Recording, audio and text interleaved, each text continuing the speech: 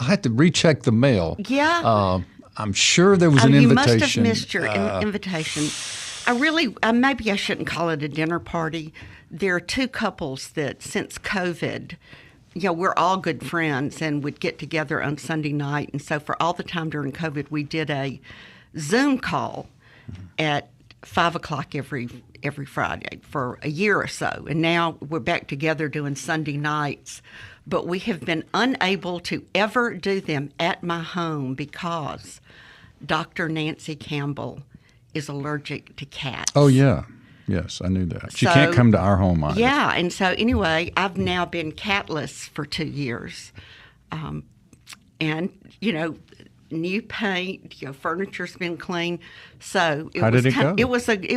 It was a big deal for me having Nancy at my house with her feet under my table because she's such a grand cook. But I did a Moroccan dinner. Ugh. Yes. I've been thinking big flavor all week, just kind of wanting that. And I made a salad, and these were both from the New York Times cooking site because I'm so unimaginative like you. You just can get in there and throw things together. But this Moroccan salad had blood oranges and roasted carrots, and I used the rainbow carrot, so it was really, really colorful. Wow. And olives, and then baby arugula, and a real spicy dressing, and that was delicious. Wow. And then my other Moroccan dish was a big old one-pot dish with shrimp and orzo and chermoula, which is the Moroccan marinade made of herbs. You just big bunches of cilantro, big bunches of parsley, chopped, really fine, and stirred in there. And the flavor was outstanding. I bet the aroma was outrageous. Yes, it was. It was outrageous. I knew I smelled something last evening Yeah. out on my front porch. Yeah, you did. But I was just so happy to be back in the kitchen. Back in the with kitchen. With friends in the house. Yes. That's great. Yes. Speaking of Elaine, I wanted to say one more thing. Her newsletter, her email came out, I guess yesterday or the day before. If you don't subscribe to it, you should. This one is entitled Sicily 2025, and it's about an upcoming trip that she has curated, art, food, and culture, April 22 through May 2. And it talks about, the email talks about her trips, her different online cooking classes, and also about her new oil. So anyway, it's very informative. If you are interested in what Elaine does, you can sign up for her newsletter.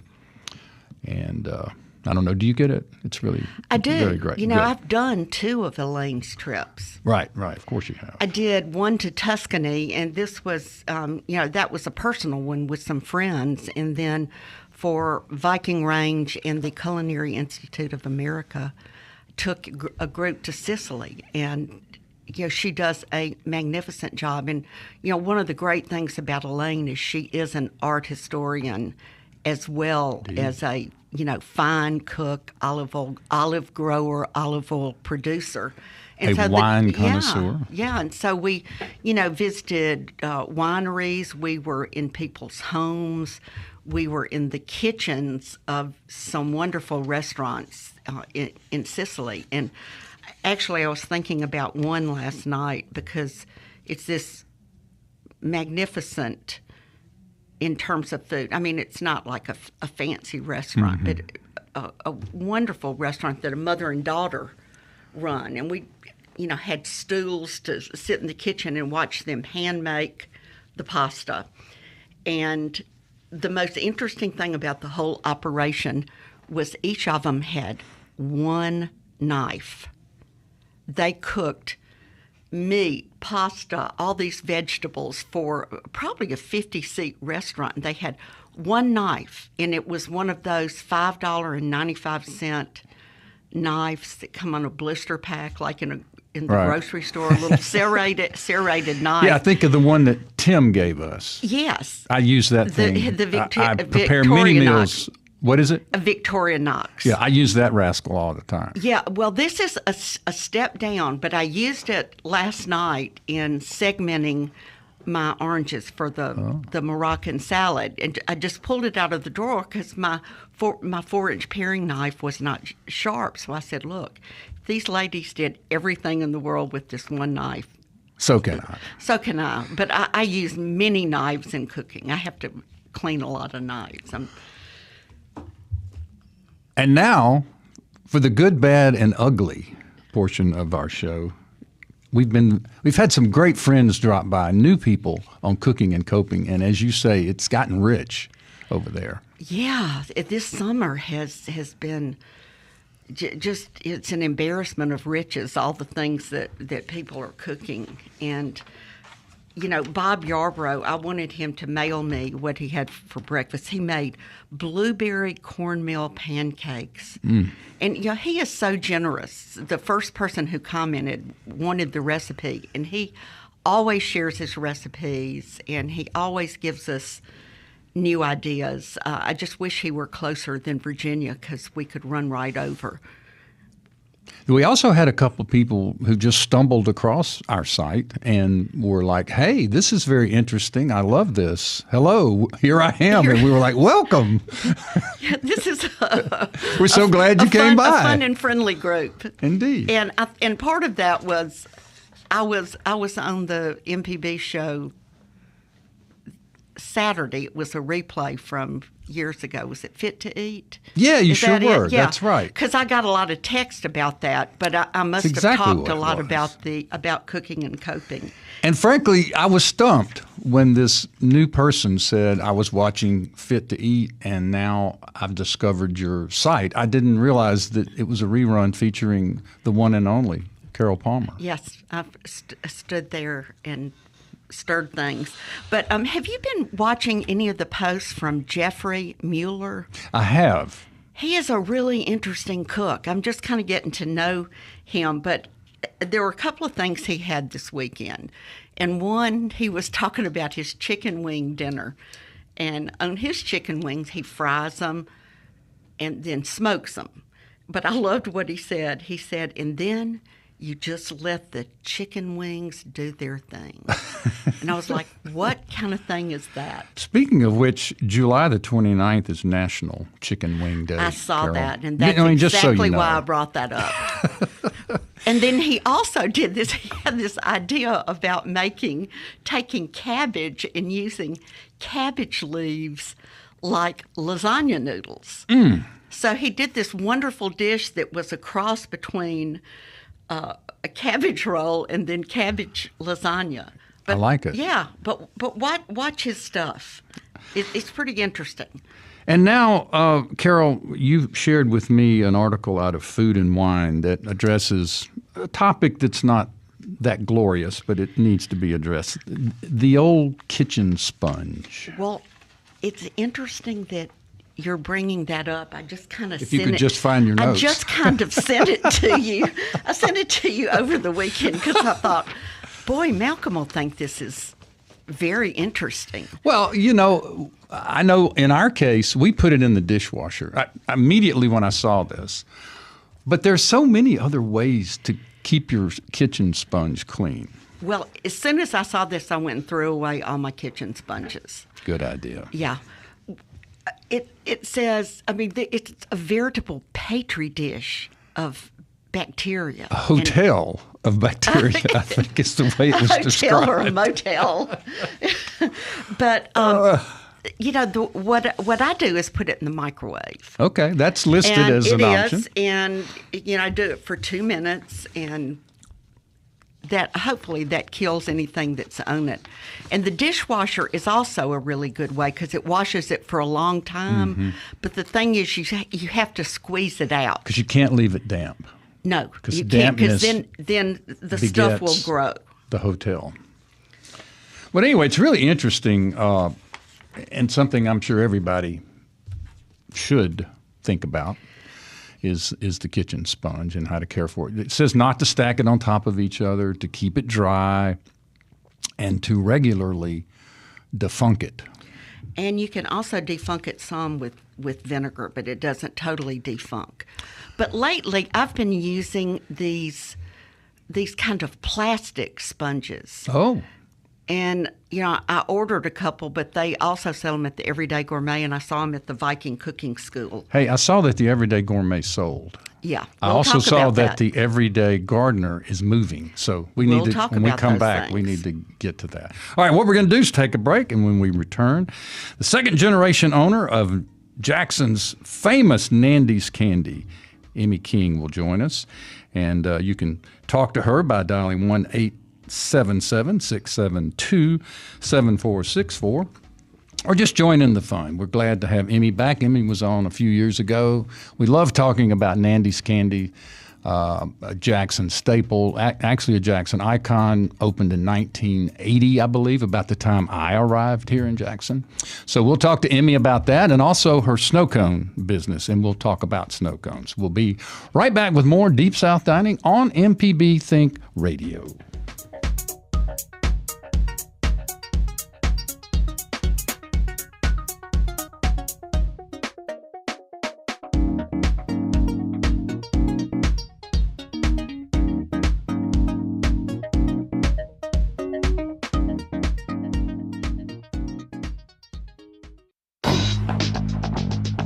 MPB Think Radio's In Legal Terms is a show all about you and your rights. I'm host Adam Kilgore. I hope you'll join me Tuesdays at 10 a.m. or find our podcast to learn about legal issues that affect Mississippi. What's your favorite type of music? The old standards? Country? A specific type of jazz? Maybe you love classical.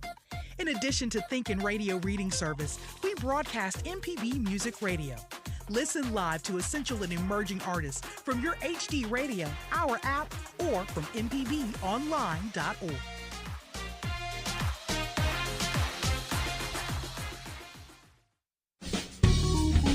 You're listening to Deep South Dining on MPB Think Radio.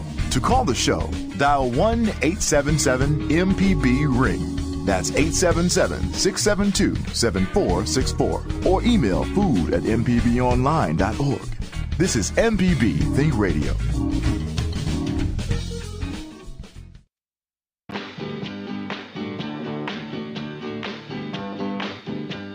Sugar.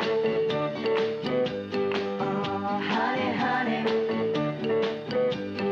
You are my candy girl. And you got me wanting you. Welcome back to more Deep South Dining right here on MPB Think Radio. Carol, how about a little sugar, sugar, honey, honey, candy girl? I love it, and especially when we think about Nandy's candies, because I have had plenty of Nandy's candies over the years. Indeed. And Malcolm, they opened in. Hey, Emmy, I'm sorry I didn't speak to you first, but 1980 was a pretty strong year. That's when Nandy's Candies opened. Right. That's when you came to town. More or less. And in 1981 was when I opened the Everyday Gourmet. And there you have it. there And the you have rest is history. Welcome, Emmy. We're glad you're here. Hi, guys.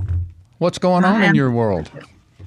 Well, it is summer and it's hot, and we have to make snowballs a lot these days. So, that's kind of what's going on. I've been working on machinery too lately. So you got to take care of a 40-year-old business. I would think so. Where was the original location of Nandy's Candy? It was off Old Canton Road, and it was Colonial Mart. There was a restaurant, I think it was Red Hen, that originally was the original spot we went into. There was over by the fish market, Red Hen, kind of right along Old Canton Road. Wow. So you're second generation, correct? Yes, I am. My mom proudly started this business 40 plus years ago, and I have taken it over probably really about in the last 10. I feel it's probably more than that, but I like to say about 10. Now, we all know about the legendary candies, the jelly beans, the chocolate-covered strawberries, all of the gifts. Oh, it's just a fascinating place. Nuts covered in chocolate. Handmade marshmallows. Oh, and it's a small batch small batch operation, and I believe you still use copper kettles to cook your candy in? We do. We still have we use 3 copper kettles and one Savage stove, which is a really old school candy gas stove. And we do make our marshmallow all by hand, and it is probably my most favorite thing to make. I'm probably the messiest person who makes it, so you can't, I will say that's it's a labor of love every time we make it. Well, it's really rare to be able to buy those, and I kind of got into it when I was making very elevated s'mores. Elevated s'mores. Yeah, just kind of taking it to the next level with the chocolate and the marshmallows. And Taylor Bowen Ricketts in Greenwood kind of turned me on to that. She's been a customer of those. But very hard to find. So when your mom, Nancy King, who started about the same time I did this, how did she become a chocolate maker? What was the background? How did she do it? My mom was raised in Houston, Texas, and she worked for a candy maker, Keg's Candy, in Houston when she was in high school. And it's one of those things that I love about the story still today, because we obviously employ a lot of high schoolers, and it is the backbone of Nandy's to have that. So my mom worked with him, and eventually in 1980, when my sister and I were headed to school, I was going into first grade, she said, I want to own my own business. My dad had a pest control, and she said that I can do this. And she did. She worked really hard and went back and learned with Mr. Keg, and my dad went to candy school, and they all pitched in and learned together. Wow, candy school. That sounds like fun. I know, it does sound like fun. So what is your best-selling candy? The American Truffle is going to be the #1 piece candy in the case that we sell the most. It's going to be like a hazelnut and dark chocolate and milk chocolate together. I think the other one that kind of is back and forth with that one is our sea salt caramel and regular caramel are to die for. And those are, we make them by hand. So we run out of stock quite a bit. So I have to, we're not carrying a whole lot of extra stock. So you just come in and get what we have, and it's all fresh. And speaking of your employees, I have to shout out to Emerson Boone, one of my favorites. Every time I go, I get to see Emerson at Nandy's Candy. Well, she is a wonderful employee. She actually runs our shipping and does a ton of other things, but just a shout out to her. We do a lot of shipping after this amount of time. We ship all over the country. So she's working today, and she's getting everything ready to ship out that came in over the weekend. Do you ship out all year round? We do. Actually, one of the things we ship out all year round are candy apples. So Emerson is very good at protecting our product and getting it out there.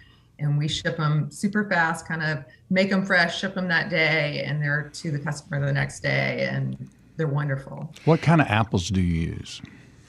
We use a Red Delicious. And let me tell you, we spend a lot of time we check them out head to toe. They've got to be crisp and crunchy. Well, I know that probably one reason that you've developed a national following is from Mistletoe Marketplace, which is our big Christmas marketplace in Jackson, put on by the Junior League of Jackson. It's been going for about as long as Nandy's Candies has. And your mom was always a big fixture. But people come from all over the region, and some from even farther away. We are an original merchant with mistletoe. So I kind of feel like I'm raised on mistletoe because I can remember being there for the first one. And really, there's been very few that I haven't been to. I've either been working in the background, or maybe if I've missed one or two, I was truly, I would not know what to do that week if I wasn't in mistletoe. The first one was in one section of our Mississippi Trade Mart, just one section, maybe 20 merchants, and you were one of the first. And now it is an extravagant, I don't even know how many merchants they have. It takes up the whole building. The aisles are body to body, people coming in and buying. Yeah, and we have a new trademark. Yeah. New trademark, they've added more. So, I mean, it really is a wonderful, I think it's a wonderful thing that the Junior League does for Jackson. I wholeheartedly think that it has brought so much to the state, and benefiting from that, having the Children's Museum to all the events and places, and the hospital for the children. I mean, it's just amazing to me that all of what this a bunch of comes- women can do. Oh, I believe in it wholeheartedly. Women make the world go round. Yeah. So I'm assuming that Nandy's was named for your mom, Nancy. Was that her like nickname or something? I mean, yes and no. I think it was part of that. It just rolled off the tongue better. Oddly enough, there is a Nancy's candy out there that came later, but Nandy's, that's I don't even remember. I was too young to know what they were thinking. For the shipping business, do you advertise in regional magazines, or how do you connect with customers who are far away? We really do a lot of, I do a lot of online promotion. I will say, I have gotten into a couple different travel magazines. We really love to do any of our travel and, kind of your AAA travel. A lot is going to be online. I mean, this day and age, it's all about your online presence, and so much of it's going to be through Facebook and Instagram and TikTok and all of that. Thank goodness I have Emerson to help me a bit and some of these younger folks, because let me tell you, that has changed the landscape of the front door, a brick and mortar. Absolutely. Yeah, this is really special for me, because I, grew up seeing you in the store as a little girl coming in and out of there, and now you're the owner employing little girls. I know. It's a love. I really, it's not something my parents didn't say go. Neither my sister or I stayed here at first, but we've come back to it. I think it was I was in the arts for a long time, but it was really that work ethic of my parents and business that brought me back. And I love to be making chocolate and candy, and it kind of connects to that creative side of me, as well as just the fact that it is such a community thing, and that the kids that grew up there come back. I mean, I would say that's another way we advertise. Yes. So many of these people moved off, or maybe they're in Birmingham, maybe they're in Atlanta. And I still have a lot of families that for every holiday send out candy to their families all across the country. Is your shipping operation in the store, or is it somewhere else? Because it looks like there's not that much space to do all. I know. We are, I will say, we are pretty max capacity during COVID. I did use that time to pretty much go up the walls, we created a shipping room during that time out the smallest thing, but we run a tight ship on that, and we do store some extra stuff some other places, but it all comes in and out of the shop. I mean, the quality is there because of that. It's not, you're not sitting in a holding bay for a long time. It goes directly out to you. Well, when did you add snow cones? We're going to segue and talk about snow cones on the show here, but you're our segue. I just can't get out of candy. Yeah. So when did you get into that? Well, I did not. My mom got into that in 1984. I had to call her and double check, because one of the things that we're really Nandy's Candy and Ice Cream Factory. My dad made ice cream originally in the old shop, and it had like a beautiful old school ice cream parlor and the original shop. I think that in the 80s, some things changed, obviously cost of goods and other things just like we have now, but there was a snowball place down the street, and the guy wanted to sell it and kind of get out of that. And my mom and dad decided, sure, we'll take it over. Well, they literally rolled, because we make our own ice. So we have this giant ice maker, and they rolled that down Old Canton Road, the two of them, to the next shop. We're now in our third shop, base location, I'll say. But 1984, we still have the ice machine, and the original Snow Wizard we have is probably from in the 70s. It's pretty old, but it's not, it's a good shaved ice machine that So lasts so the forever. Wizard shaves, but you freeze your own and make your own blocks. Is that what you're saying? I do. We freeze and make our own blocks. I think that's something that really does the quality depends. Snowballs, I mean, it's an art form. I think that you'll find more and more. I mean, I think there's even an article this month in Southern Living about Hanson's in New Orleans. Right. Yeah. And I mean, you got to give homage to those who were really started all this. And this really did start in New Orleans. And they have created, there's really between them and another family, they created some of the original machines that shave the ice. Yeah, I read that they sort of simultaneously invented these machines, the two families in New Orleans. Yes, they did. I think it started off a war of snowballs. Right.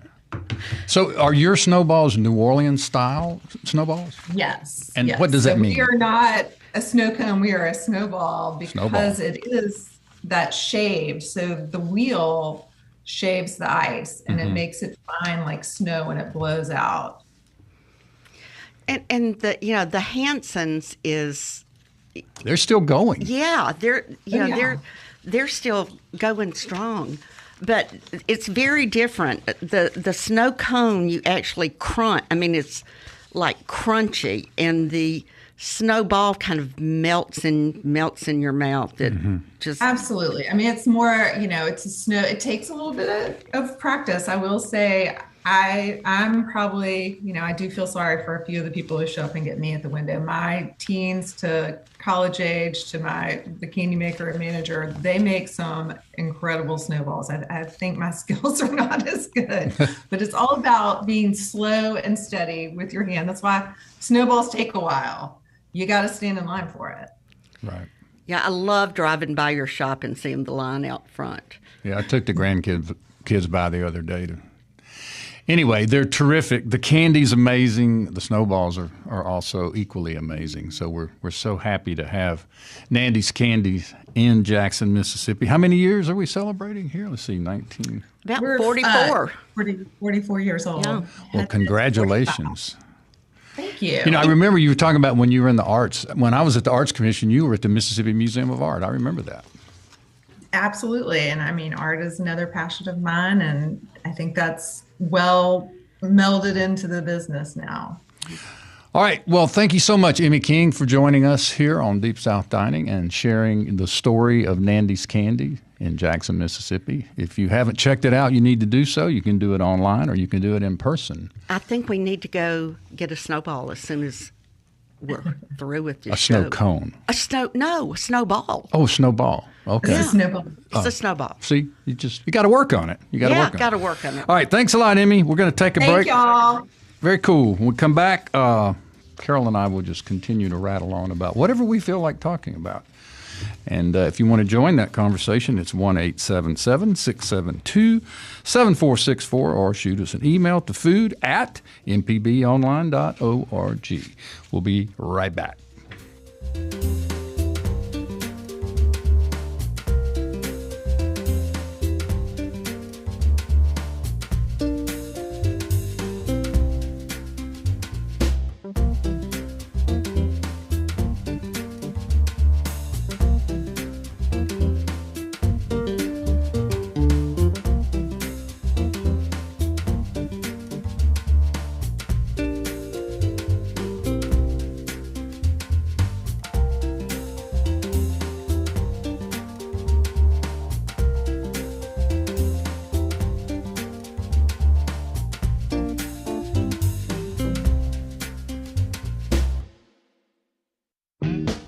Hi, Larry Morrissey with the Mississippi Arts Commission. Please join me and my colleagues for the Mississippi Arts Hour, where we have in-depth conversations with different creative Mississippians. That's the Mississippi Arts Hour, Sundays at 5 on Think Radio, or download it as a podcast. I'm David Folkenflick. We'll go live to Paris throughout the week to hear the latest on the Olympic events throughout the country, and also check in on how American favorites are faring in their quests for world records and gold medals. The Paris Olympics, that's next time on Here and Now.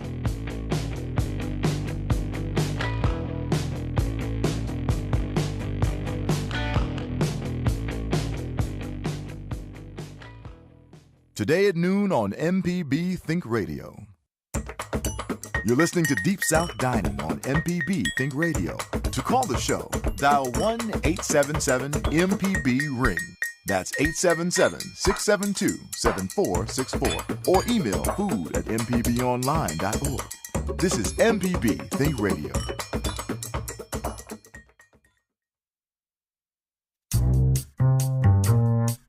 We are back with more Deep South Dining right here on MPB Think Radio. Carol, Malcolm, it's good to see you this morning. It's good to see you. What's been happening in your world? Well, all I can think about right now are snowballs. Snowballs. Yep. Yeah, not cones. Not snow cones. Snowballs. Although snow cones were, one of the things I grew up with. Where? In Pass Christian. Well, tell us and about it. And I think that you actually several times went with my dad to get a snow cone. I did. One summer he devoted himself to the snow cone, and Marcy, our snow cone vendor, who had a little, snow cone stand, just big enough for portable, the syrup. Right? Yeah, Be portable. Brought down. I forget the location. Yeah, it was down across from the post office, right off of 2nd Street. So in town, yeah. Yeah, it was in town. Not on the beach, but in town. Behind the Episcopal Church. Gotcha. And she had 88 flavors of snow cones. Wow. So my father, being Ben Puckett and having a little OCD maybe, he actually listed all of the 88 snow cones. He had a little card and he wrote them all down. Like the shrimp. And he devoted himself that summer to having all 88 flavors. You got to love Ben Puckett. You would. 88 flavors. And then he and he rated them. He rated them, 1 through 10. Wow. And I just remember that bubble gum was his favorite at the end of the summer. He had, a bunch. Bubblegum was blue, 10s. as I recall. It was very blue. Or was it pink? No, it was blue and like blueberry, and grape. It would just get on got your lips. all over your mouth. Yeah. I mean, you could tell. You got to love it. So did they have snow cones in Wiggins and Perkinston? Well, yes. There was you're going to love it. There was a gas station, a service station in Perkinston. There was a general store, a post office, and 2 gas stations. And the one that we traded with was Herschel's Gulf. And it was on the corner of the street that we lived on. And we used to go there a lot as kids for treats. But in the summer, they would bring out the blocks of ice and the handheld shaver. And they would make handmade snow balls. No, snow cones. Yeah, cones. No, I know. We don't know. I'll spend the rest of the show doing that. Obviously, they didn't know that the machine had been invented in New Orleans. So here's what was so funny about it. These kids that work there at the service station, they changed oil, they changed tires, they pumped gas. They would also hand shave the snowballs. So I don't think that Nandy's could get away with that. No. Often. And they did not use gloves. Often there would be a little trickle of motor oil or tire grease, in the ice. But that was the way it was. Multitasking is important. That was just the way it was. That's how we could enjoy the summer treat. Yeah, Marissa. Marissa has a snow. Where did you live, and what is your snowball story? Okay. Or snow cone? Okay, so I grew up in Bruce, Mississippi. And, it's a tiny town, North Mississippi, but there was a little shack outside the local laundromat. And every summer, it would open up. And so for at least the last 25 years, I found out recently the lady who runs it, her name is Miss Irma. And I tell you, it's like the best snow cones I feel like I've ever had in my life. I got in trouble one time for walking there and back, but it was worth it. Oh, you can't walk in Bruce? Well, you went a long way, obviously. Yeah, it was a good little distance for like a 6-year-old. Yeah. Walking down the side of the highway. In Bruce, yeah. in Bruce. So, Emmy, are you still with us? I am. Okay. I'm loving all this. Do you have a childhood snowball story? I certainly do. I mean, the snowballs, walking up and getting snowballs was one of my favorite things. We actually lived not too far from the house. It was where the original store. And I'm going to tell myself here that I walked up there. I was loud, but I walked through the gas station, and it all ties into your story because I dropped my retainer there. Oh. And I remember coming back, and my mom was like, "Where's your retainer?" And I'm like walking, and I'm watching, got my snowball, and the car just ran right over. Oh, no. Oh, your mom was not happy. But that is the joy of the snowballs. So you walk and get one. We have so many kids that love to still walk up to the shop. You got to be careful, but that is. I have another story that the kids come up, grown adults now walk in and go, "My bestie was Nancy King," and I'm like, "You're looking like in your 40s and 50s now. Are you sure?" And they're like, "Oh yeah, she knows me. I used to come with all my, yard money, mowing money, and get snowballs or candy from her." So, I think it's just well, I know you love hearing our snow cone stories because just think of the memories that you've created for thousands and thousands of people. They'll be telling on a radio show their memory of standing in line. Well, I want to know about your syrups.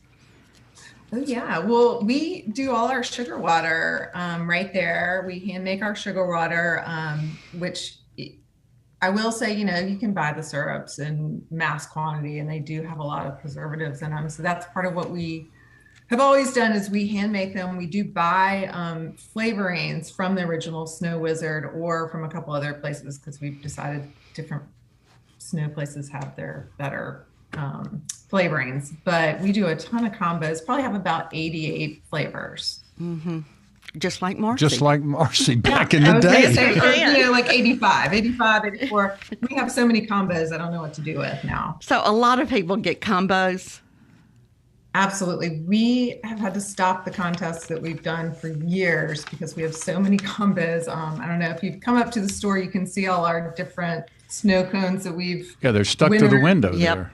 Yeah, they're stuck to the window. They're I was like, I don't think I have any more window space. So, but we have so many wonderful combos that our customers have made up and the kids have done through the years and adults. But I think that's part of it too, is that so many people love those. Now, you said when you first opened, your dad made the ice cream. Are you still in the ice cream business? No, we are not in the ice cream business. We gave that up, but it still is on my name. It costs too much to change that. Yeah. I'm a one flavor snowball person. How about you, Mal? I tend to be one flavor. I get confused when there's more than one, and the intersections confuse me. I know, me too. I just wanted to admit that on air, but I'm glad that you're a Marissa, one flavor you guy a too. multi-flavor combo or single flavor? I like a single flavor, but sometimes I like to add cream. I wanted to talk about that sweetened condensed cream. One of my favorites. I've been the guy who gets to clean out the can every time there's a pie made in every home I've ever lived in. Don't throw the can away. Let me scrape it. Anyway, that stuff is great. Go ahead, Emmy. No, it's good. I mean, that is a top thing for us is that, if you're going to get your banana, you're going to get a banana with cream on top. I love, my son and I came up with Olaf when he was probably about 5, and it is blue cotton candy and marshmallow flavor. And then we put cream on it, and it's one of my favorites. And it's a sugar high. And you use condensed milk, right? Yes, we use condensed milk. I used, evaporated milk too. Within the cream flavor, you're going to mix it up. So some of these you always keep in the refrigerator, and then some are just sugar water and flavoring. Cool. And Carol, we were talking a little bit about the everyday gardener and the everyday gourmet. And the gourmet, both of which are your creations, and we're talking about small family-owned businesses here, so it'd be a good time to talk about the gourmet and its new iteration. Well, one of the things Emmy, I loved about knowing that you were going to be on the air is just the wonderful thing of having a family-owned business for 44 years in Jackson.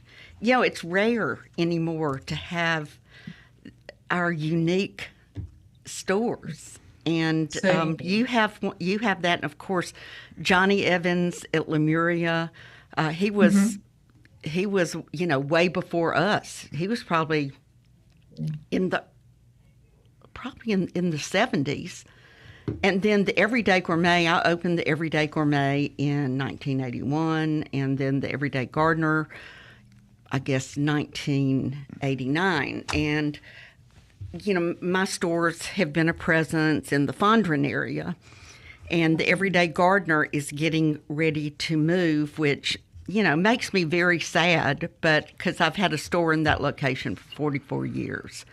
And my sister-in-law, Susie Puckett, is the owner, and she has just done a fabulous job with the store. But it was an old gas station from the 1940s, early 1940s.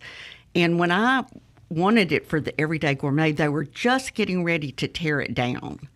And so I begged them not to tear it down because it had such unique architecture with the big round glass front window, which was actually a showroom for a car back then. Whittington Service Station also had a showroom for a car at sometimes. What kind of...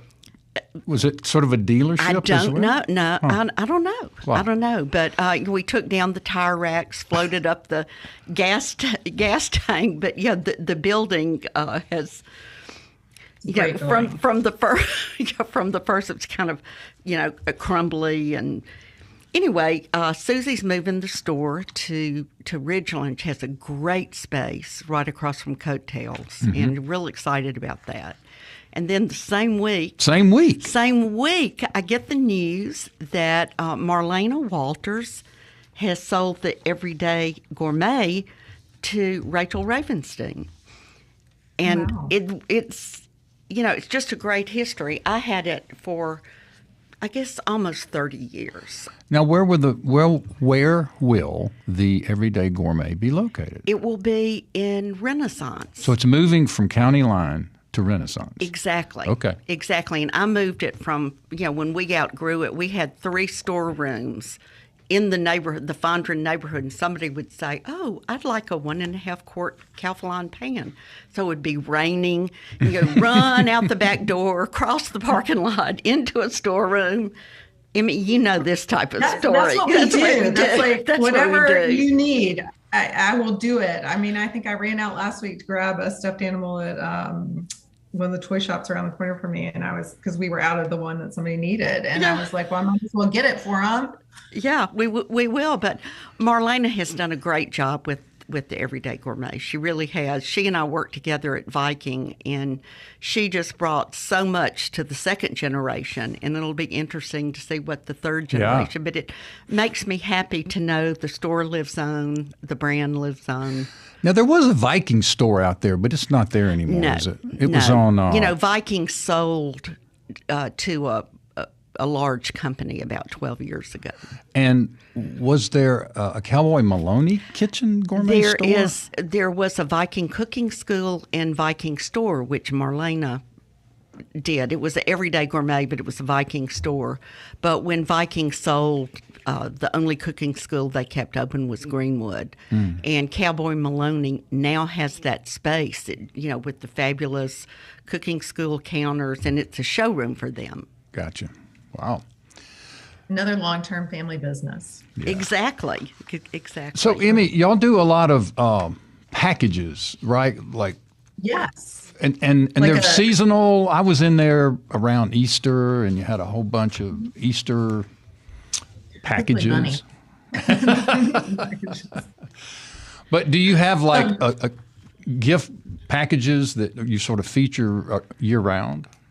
Yes. I mean, we always have our traditional ½ pound and 1 pound and ¼ pound, which is going to be like all your hand-selected kind of your top chocolates that we have in the store, like your pecan with caramel covered in chocolate. We call them treats. Many people know them as millionaires, but you're going to have an assorted box that's going to either have like a few creams, a comparable amount of nut clusters, some meltaways, caramels, all the good stuff. But we do those all the time, but we custom make them for holidays. Right now we're gearing up for back to school. So I have some back to school treasure boxes, kind of cool stuff for kids and families, for teachers and things. Great.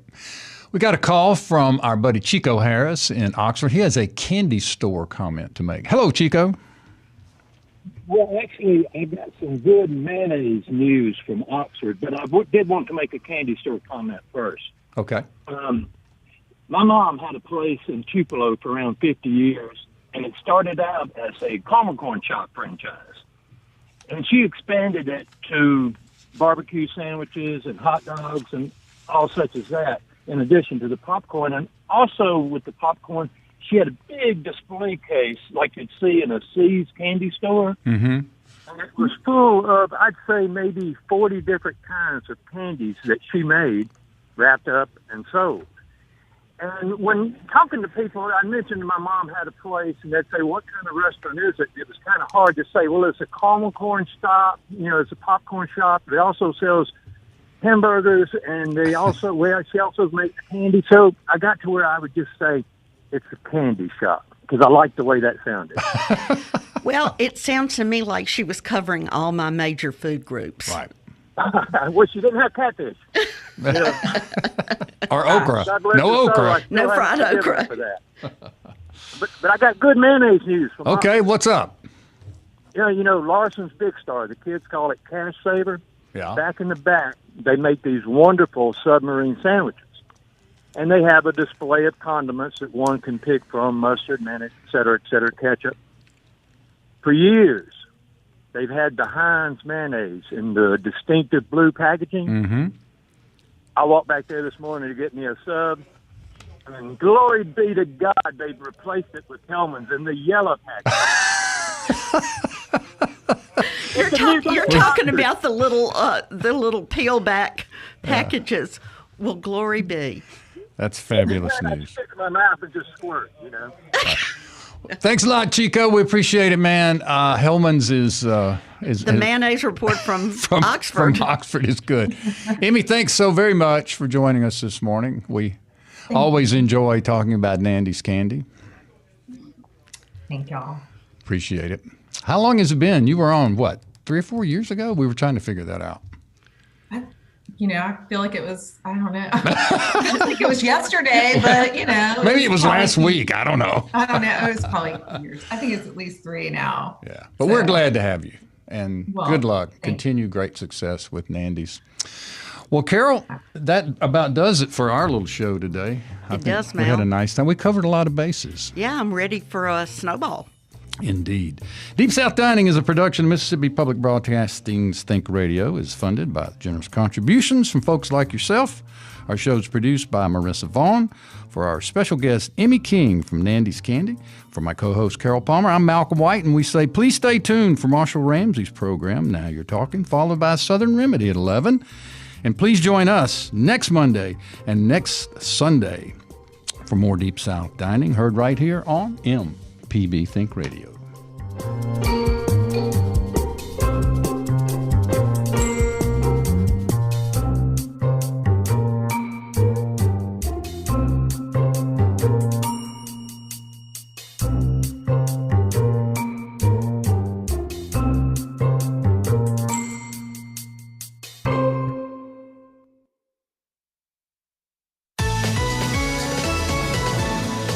This forecast is underwritten by Blue Cross and Blue Shield of Mississippi. Smarter, better healthcare. More at bcbsms.com. Oppressively hot and humid weather will continue for much of this week into the upcoming weekend. The only chance you'll get to cool down is if you get caught in a few showers or thunderstorms. In Horn Lake, we are looking at sunny, hot, and humid weather today. No chance of rain, a high into the lower 90s, mainly clear and sticky tonight. Overnight low at around 75. Jackson, we could see an outside chance of a shower or two today. Otherwise, sunny skies, low 90s, a heat index near 107, mid 70s overnight.